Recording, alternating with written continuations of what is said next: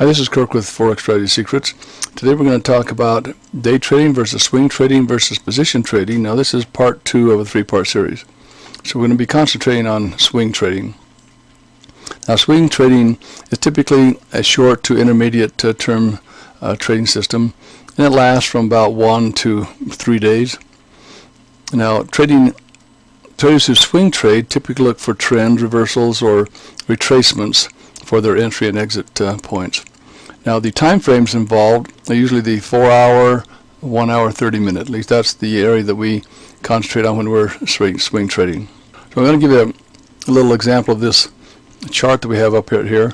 This is on a 4-hour chart, and you can see that the market had some moves. It looked like it was pretty choppy, but take into consideration that this moved 150 pips on a 4-hour chart. So this was during the European session when this little move started here, and it continued, so you could have taken some out in the US session also. Right here again it turned and went up. This is starting the European session again and continued through the US session, and that was close to 150 to 200 pips depending on where you got out up in this area. Then it rested for a while. Then this is starting in the US session, and we had nice moves going down here for about 130 pips. So you can see some ups and downs. Now this is going to take 1 or 2 days. It's not going to take months. Typically the swing trading, yes, it can go up to months, but generally it's going to be just a few days. Now let's look at a 1-hour chart at the same time. So we'll leave this vertical line right here, and then we're going to look at the 1 hour. Okay, here's what the 1-hour chart did. Okay, you can see where it moved up quite a bit on the 4-hour, and the 1 hour had some pretty decent moves. I'll scroll across a little bit more, and you can see several places. This is where the other part we talked about came down on the European session and the US session. So each session has different moves at different times. Now let's actually go to the 30-minute. So on a 30-minute, this is that choppy area that we saw, and so there was a small trade here for 40-50 pips on the 30-minute. See how nice that was on that 30-minute chart? We saw what the 1 hour was doing. This is where it was consolidating for a while, and you can see this is where the European session started and the US session continued. So you can see that's basically what swing trading is, and so it's usually going to be 2 or 3 days, 1 to 2 or 3 days, but it can go up to as high as a month. Reasons that people might want to trade the swing trading style is there's less time involved in actively trading. You don't have to be in front of the computer as much because you're looking at larger time frames. Worst case scenario, you'd have to come back and look at it once every 30 minutes, but if you had alerts going off, you wouldn't even have to come back that often. So if you're trading the 1 hour or the 4-hour charts, you can see that you have plenty of time to analyze and pull the trigger. It's not like you have to make that quick decision.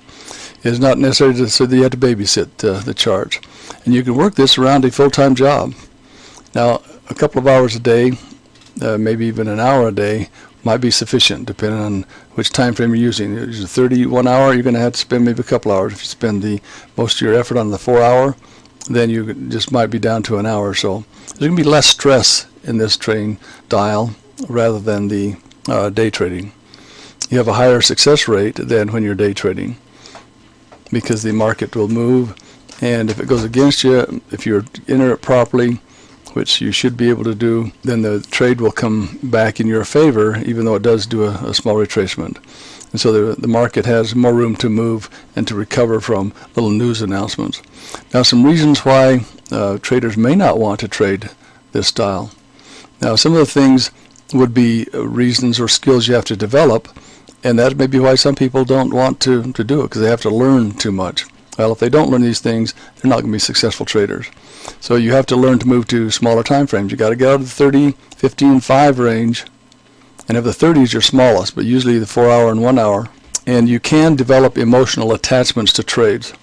So if you got a trade that's been on for 8, 12 hours, or maybe even 24 to 36 hours, you may become attached to it and then not be willing to get out when the market says that the move is over. And here's one thing that a lot of people may not want to do. You have to develop more patience and discipline. And so if you don't have that capability, maybe you want to stick on day trading, but there again, you're not going to be making the big bucks. And you need to learn how to keep your emotions in check.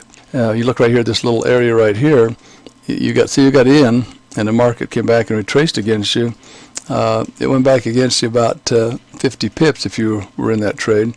But if you trust your indicators, then you could have taken out over 100 pips on that move. Now you'll need to develop better money management skills. And you have to get used to setting larger stop losses and larger take profits. If they're going to be out instead of 20, 30 pips, they might be 80 to 100 pips on your stop loss. Your take profits may be out 200 or 300 pips. And then you need to get used to trading more currency pairs. Not just sticking with the one, maybe two, but trading 8 or 10 currency pairs, having 4 to 6 trades on at a time. So these are things that maybe you wouldn't want to do. But you'll find that if the more trades you have on, if you've entered them properly and had the discipline and patience to enter them, that if you do have one losing trade, the positive trades will way out perform the losing trade. So in summary, you'll be trading with more currencies and you'll have more trades on at one time, but it will give you a better opportunity to make more money. And you'll need to have a swing trading as part of your trading strategy or skills, so that you will be able to trade on a full-time basis and make a living. But you can make a living doing the swing trading method if you develop all the skills and the patience to handle it. So that's a little summary on the swing trading method, and that's what we encourage people to do. Get some experience maybe on the day trading method, move up to the swing trading method or the day trading method, which we'll talk about in section 3 of this series.